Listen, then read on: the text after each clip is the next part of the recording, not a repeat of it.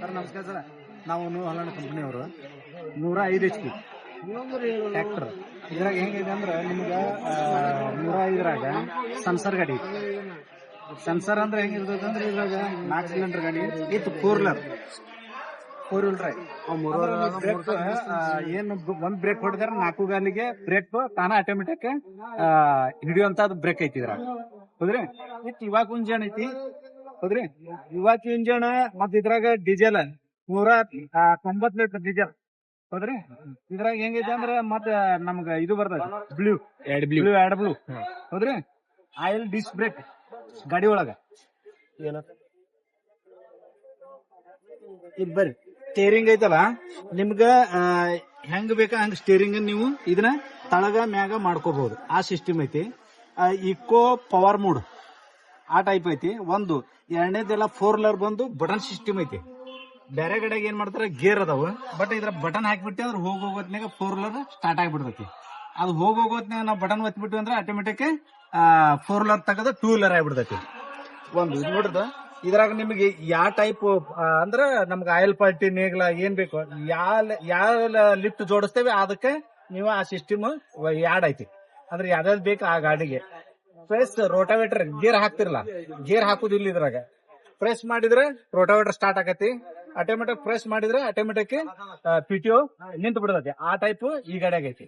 ಒಂದು. ಎರಡನೇದು ಸೆಟಲ್ ಹೆಂಗೈತಿ ಅಂದ್ರ ಮುಂದ್ ಎಷ್ಟು ಓಡದೈತಿ ಅಷ್ಟ ಹಿಂದ್ ಓಡುವಂತದ ಗಾಡಿ. ಯಾವ್ದೇ ಗೇರ್ ಇರ್ಲಿ ಅಷ್ಟ ಸ್ಪೀಡ್ನಾಗ ಮುಂದೂನಂಗ ಹೋಗತಿ ಹಿಂದೂನಂಗ ಹೋಗತಿ. ಕ್ಲಚ್ ತುಳಿಯುವಂತ ಅವಶ್ಯಕತೆ ಇಲ್ಲ. ಎರಡನೇದು ನಿಮ್ಗೆ ಹೈಡ್ರೋಲಿಕ್ ಇಲ್ಲ ಆಯ್ತಲ್ಲ, ಎಲ್ಲಾ ಒಂದ್ ಸೆಟ್ ಮಾಡಿದ್ರಿ ಅಂದ್ರೆ ಪೊಸಿಷನ್ ಲೆವರ್ ಡ್ರಾಪ್ ಲೆವರ್ ಒಂದ್ ಸೆಟ್ ಮಾಡಿದ್ರೆ ಬಟನ್ ಸಿಸ್ಟಮ್ ನಾಗ ಆಪರೇಟ್ ಮಾಡುವಂತ ಹೈಡ್ರೋಲಿಕ್. ಇದ್ರೊಳಗ ಎಕ್ಸಿಲೇಟರ್ ಕಾಲ ಕೊಡೋದಿಲ್ಲ. ಎಷ್ಟು ಬೇಕು ಒಂದೊಂದ್ ಪಾಯಿಂಟ್ 2 ಪಾಯಿಂಟ್ ಒಂದೊಂದ್ ಪಾಯಿಂಟ್ ಹಿಂಗ್ ಇಟ್ಕೊಂತ ಹೋದ್ರಿ ಅಂದ್ರೆ ಆಟೋಮೆಟಿಕ್ ತಾನ ಇಂಜನ್ ರೇಜ್ ಹಾಕುವಂತ ಹೋಗುವಂತದ್ದು ಈ ಸಿಸ್ಟಮ್ ನಮ್ಮ ಗಾಡಿ ಒಳಗೆ ಕೊಟ್ಟೇವಿ. ಈಗ ಬಂದು ಇಂಡಿಕೇಟರ್ ಇದೆ. ಲೈಟ್ ಮಿರರ್ ಏನೈತಲ್ಲ, ಮಿರರ್ ಇದ್ದಿದ್ದು ಇಂಟಿಗೇರರ್ ಮಿರರ್ ನಮ್ ಗಾಡಿಯಾಗ ಕೊಟ್ಟೇವಿ ಆಲ್ರೆಡಿ. ಇದು ಕೆನೋಪಿ ಇಡೇ ನಿಮ್ಗೆ ಎಷ್ಟು ಕೆಜಿ ತೂಕ ಇದ್ದಿದ ಅಂದ್ರೆ 600 ಕೆಜಿ ಇದ್ರು ಕೂಡ ತೂಕ ಡ್ರೈವರ್ಗೆ ಇನ್ನು ಡ್ಯಾಮೇಜ್ ಆಗ್ಲಾರಂಗ ಹಿಡಿಯುವಂತ ಕೆಪಾಸಿಟಿ ಇತ್ತು ಕೆನೋಪಿ ಈ ಗಾಡಿಗಳೊಳಗ ಫಿಟ್ ಮಾಡಿರ್ತೇವೆ. ಹೊಲ್ನಾಗ ನಿಮ್ಗ ಮ್ಯಾಗಿನ್ ಬೇಕಂದ್ರ ಆ ಲೆವರ್ ಬೇರೆ ಐತಿ ಸಪರೇಟ್ ಆಗಿ, ನಡುವಿಂದ ಬೇಕಂದ್ರ ಅದ್ರ ಲೆವರ್ ಬೇರೆ ಐತಿ, ತಳಗಿಂದ ಲೆವರ್ ಅದ್ರ ಸತೆಗ್ ಬೇರೆ ಐತಿ. ಹೌದ್ರಿ, ಇದ್ರಾಗ ಬಂದು 2500 ಹೈಡ್ರೋಲಿಕ್ ಕೆಪಾಸಿಟಿ. ಟ್ರ್ಯಾಕ್ಟರ್ ಎಷ್ಟು ಪವರ್ ಐತಿ ಅಷ್ಟ hydraulic 3500 hydraulic double assistant ramp ಇದ್ರೊಳಗ. ಇದ್ರಾಗ 540 ಸಿಗ್ತೈತಿ, 1000 ಬರ್ತೈತಿ PTO. ಅಂದ್ರ ನಾವ್ ತೆಗೆದು ಹಾಕುವಂತ ಸಿಸ್ಟಮ್ ಈ ಗಾಡಿ ಒಳಗ ಐತಿ. ಇದು ಡೈರೆಕ್ಟ್ ಎಕ್ಸೆಲ್ ಇದು ಪ್ಲಾನೆಟರಿ ಈ ಗಾಡಿ ಒಳಗ.